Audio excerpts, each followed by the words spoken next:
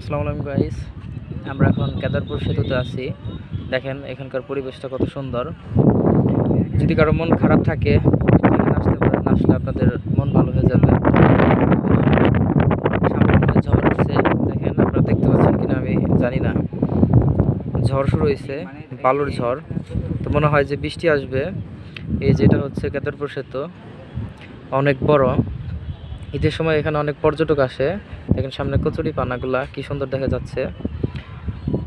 তো এই সেতুটা বর্তমানে অবস্থান করছে টাঙ্গাইল জেলার নাগরপুর থানার মুকনা ইউনিয়নে। তো আপনারা আসতে পারেন, এখানে ঘুরে যেতে পারেন, দেখতে পারেন এখানকার প্রাকৃতিক সৌন্দর্যটা। এটা হচ্ছে ধলেশ্বরী নদী, যেটা আমরা ছোটোবেলায় বইয়ে পড়ছি। তো এখন ওইরকম বড় নাই, নদীটা অনেক শুকিয়ে গেছে, ছোট হয়ে গেছে। তো আপনারা দেখতে পাচ্ছেন যে সেতু অনেক বড় সুন্দর। নদীতে দেখেন সুন্দর সুন্দর নৌকা বাঁধা আছে। তো আমরা এখানে বসবো, বসে গল্প করব।